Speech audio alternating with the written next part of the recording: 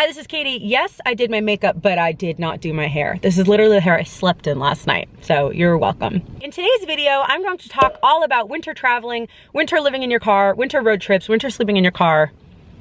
But I really need to preface this video with two things. One, a lot of this might seem like common sense, but I'm putting it in a video anyway. And two, I don't really go on road trips and sleep in my car in the winter in the cold. I have done it before. I've done it enough that like I've experienced it, but I don't do it generally. And I'll tell you why in a second. So let's just like get into the video. So I grew up on Long Island, right? We have winter for like 18 months a year, but I don't like the cold. Don't like it. Not my favorite. Just don't like it. Don't like the snow. Don't like wintry things. Just not my favorite thing. So when it's cold out, I am kind of like a bird. I'll go south, or maybe I'll go west. Like I'll go to California or something. Right now I'm on Long Island, but that's like for holiday stuff and for other things, whatever. But generally I'm in the warmer states for the colder season. And so a lot of people do ask me like, oh my gosh, how do you deal with the winters living in your car and blah, blah. Well, I go somewhere where it's not really cold. That's kind of like, that's like my number one advice is like, if you can,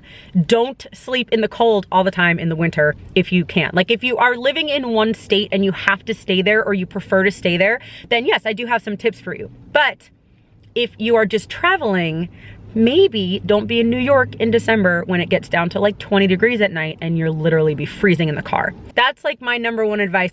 But definitely everyone cannot do that. And some people like the cold. Some people like winter. Some people live in a place, but they just go on road trips a lot. And so they just want more tips on how to stay warm, blah, blah, blah, blah, blah, blah.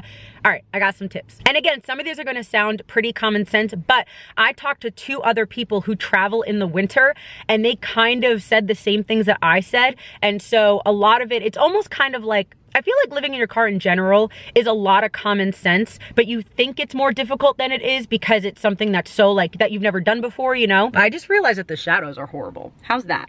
Oh, that lighting's much better. Okay, so anyway, a lot of it is gonna seem like common sense, but that's kind of what happens when you do something new. I feel like when you do something new, you might plan so much, and then once you do it, you're like, oh, I didn't need all these things, or I didn't need to do this or this or this. So these are just the things that I do because I have slept where it's been below 30 at night in the car and camping, but I've done that multiple times. And so again, now that we're 45 minutes into this video, let's get into some tips. Number one, hands down number one, and I've talked about this so many times, get a 0 degree sleeping bag. I have the Kelty Cosmic. Mine is synthetic, but I don't think they make that one anymore. I think they make it with down, but there are tons of different kinds of 0 degree sleeping bags. I will do some research and I will link some in the description in my Amazon recommended, because again, my Kelty Cosmic I've had for like 3 years. I got it at some store in Bozeman, Montana. It was like $100 and I love it. I'm obsessed with it. Essentially, when it comes to like degrees in a sleeping bag, a 0 degree will keep you alive in 0 degree weather, but it'll keep you warm, and I'm not kidding, warm in like 35 and above. And so for instance, I go camping a lot in Yellowstone in the summer, but at night it gets down to like 40s and I am warm in that sleeping bag. Like I don't need to bundle up under it. I am warm in that sleeping bag. I think that that sleeping bag honestly is like one of the best purchases to make and things to invest in if you're going to be sleeping in the cold, whether you're camping or whether you're sleeping in your car. Just having a 0 degree sleeping bag or a 20 degree, again, I would suggest a 0 degree. They're a little bit more expensive, but I think it's worth it because you will be warm. And I think that that's kind of the goal here, is to stay alive and to be warm. But also, again, this might seem like common sense, but sleep with a hat on. Sleep with a hat on, sleep with socks on, sleep with gloves on, sleep with a scarf on if it's not too tight because you don't want to like strangle yourself, you know? Sleep with thermals on, layer up. And I think honestly the most important one is a hat, because like generally the only thing kind of sticking out of your sleeping bag or your blankets is your head. And a lot of your heat, I don't know if that's true, but I've heard a lot of your heat escapes through the top of your head. Wear a hat, wear like a beanie, put 3 on. You know, they have the insulated ones now that are like fleece on the inside. I think hats and gloves and socks are probably going to keep you the warmest. And again, just bundle up, put 4 shirts on if you want to, or thermals or whatever. It might not be the most comfortable thing to have like 4 sweatshirts on and 2 hats on, but again, you'll stay warm and you'll stay alive. Oh, and they do have those hand warmers, which I don't actually have any right now, but I'm not sleeping in my car right now. I'm staying at my mom's house for the next like few weeks through the holidays. But they do have those hand warmers. They're like $1 at those, like any of those camping stores, like $1. And you, I forget what you do, like you shake them or you break something like a glow stick or something. But then I'm pretty sure most of them say do not put directly on your skin. So don't do that because you can literally burn yourself. But if you have like 2 pairs of like really thin gloves, or if you have like 2 pairs of really thin socks, put a pair of socks on, then put the little heating thing, and then put another pair of socks on to kind of hold it in. Same with, you can do that the same with gloves. Even a hat. I don't know if you'd really want one of those on your head, but don't put it directly on your skin. But yeah, those like really heat up, and it really just can help you, especially like your hands. I feel like your extremities, you know, like feel the coldest. And so those things are like $1 and they last, I think, like 4 to 6 hours. And so you can buy some of those. And I know so many people are curious if I keep my car running at night while I'm sleeping. I do not. Whether it's really hot or really cold, I do not keep my car running. But there have been quite a few times, it's usually when it's really hot out, but there have been a few times, even when it's been really cold out, that I'll wake up in the middle of the night and I'll turn the heat on or the air on or whatever for a few minutes just to kind of warm myself up a little bit. But I do not go to sleep with my car on. I don't know if you guys want to. I don't know if that's like a personal preference. I just don't feel safe doing that, and so I don't do it. Again, I might turn it on just for a minute or two to kind of get some warmth in the car, and then I'll just like go back into my little like huddled corner and stay warm again, but I do not sleep with the car on. I never really have. I think once I accidentally fell asleep with the car on once. I think it was like when I was sleeping in the front seat and I put the car on and I fell asleep for like a little bit. I didn't fall asleep like for the rest of the night, but yeah, I don't recommend doing that, but I don't really know if there's like safety hazards or if it just like weirds me out, or if it's just it'll waste your gas or your battery or whatever. I just don't feel comfortable doing it, so I don't do that. There might be some sort of portable heater that's battery powered. I would not trust that in the car. Again, personal preference. I would not trust that in the car. I'd be way too afraid of like a fire hazard thing or something like that, or it getting too warm, or it falling and like catching fire on something or heating something up too much. I would be too nervous about that, so I wouldn't do it. And so that's kind of all the advice, honestly, that I have about sleeping in your car in the cold. And so in terms of road trips and driving in the cold,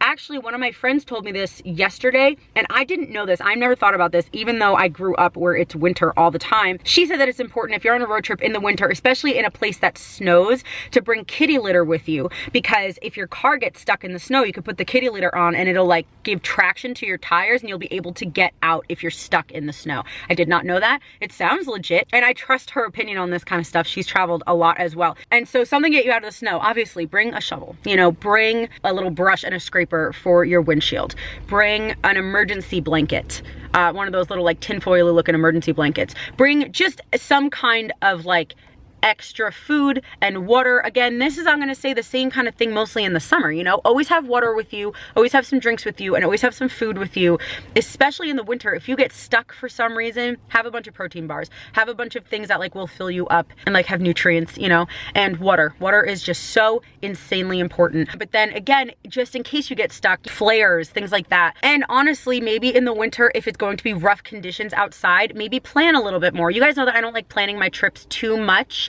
But if you're going on a road trip and it's going to be snowing, maybe plan a little bit more if you don't want to drive in the snow, so you kind of know how to get around it, and or so you know where you're going so that you can tell people where you are, just in case your car breaks down or anything like that. Maybe plan a day ahead and tell your mom or your dad or your friend or whoever where you're going to be. But again, me personally, I don't want to drive in the snow. I don't want to be near the snow. So if I'm going to go on a road trip in the winter, I'm probably going to plan a little bit, just looking at the weather forecast for the next week or so I can kind of drive around it. Even though I don't like planning very much, I would rather plan than get stuck in the snow, because I just, again, don't like the winter, don't like the snow, don't like the idea of getting stuck in the snow in the winter. Don't like it, don't like it. And so planning a little bit might help you. And again, have those emergency supplies just in case something does happen, and just have the supplies like a shovel, like a scraper, and like obviously gloves and stuff like that, and the kitty litter, again, that can help you if you're stuck in the snow. Have those readily available. Don't have them like packed away. If you're going to be on this trip, you can pack them away in July, obviously, but if you're going to be on the road, have those things readily available. And again, it totally depends on you, your personality. Maybe you have some kind of like off-roady giant truck thing and you love driving in the snow, and that's totally cool for you. But if you have like a little car like I do, maybe you'll want to stay more on the main roads and not go super sightseeing on little side roads because they might not be plowed, you know? It's just kind of like, think smart.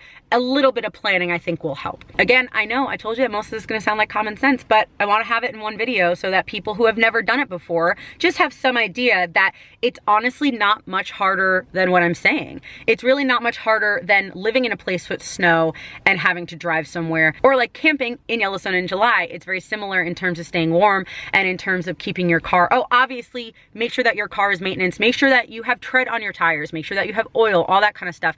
Don't like risk it. I just personally, again, I think it's kind of dangerous to be driving in the snow if your tires are completely bare and you need oil and your brakes don't work. You know what I mean? Like, hey guys, Editing Katie here. I just thought of one more thing. They sell like portable battery charger things. So if your car breaks down, you can jump your car with a portable battery. So it'd be really good to have one of those in your car as well. And I will link some of those in my Amazon as well. So just check my Amazon recommended. I'll have a bunch of things listed in there. I, again, don't love planning, but for safety reasons, certain types of planning are incredibly necessary to keep safe. Certain things you can get away with, but certain things it would just kind of be dumb. You know, like it would kind of be dumb to be like, I'm gonna drive 3,000 miles in a blizzard when I need my oil changed right now, but I'm not gonna do it until I get there. That's just dumb, you know what I mean? So just kind of take care of your car, take care of yourself, and make sure you have the things with you just in case something happens. And then also, as much as you can, prevent something bad from happening. Like change your oil, get new tires, you know, or get like winter tires, winterize your tires. Just kind of be smart about it, you know, like don't, oh, obviously, maybe don't be in your car all day if it's 20 degrees. If you're gonna be in a town all day, maybe go into a library, go into a mall, go into a coffee shop, go into restaurants and hang out there all day. Kind of be smart with this kind of stuff. And again, make sure that your car is like regularly maintained, because you do not wanna break down in the winter, in the snow, and anything you can do to prevent that is amazing. So prevent what you can and be prepared for what you can't prevent. And now I'm just repeating myself 4,000 times, but that's kind of, I know that some people are like, oh, you repeat yourself a lot. Yeah, I repeat myself a lot to kind of like drill it in your head, you know, like if it's really important to me, and I think that it could be important to you, but that's why I repeat myself. But honestly, I feel like that's all the advice that I have. Obviously, there are things that I forgot, sure. And there's probably things that you guys do. And so if you do travel in the winter pretty often, write in the comments things that I didn't talk about that you do to prepare yourself or to keep safe or to keep warm. Let us know in the comments so that other people can read it. Because this is obviously, like, I really want this to be a community, guys, you know, where we just kind of all help each other. And so there are gonna be things that I don't know or that I've never done before. And so if you guys can chime in and help other people who are gonna be doing it, that's amazing. I would love that. So that's kind of my ideas. Those are like my little tips. I really hope that you guys enjoyed this video, and that's gonna be it. I love you, Jesus loves you, and I'll talk to you later. Bye.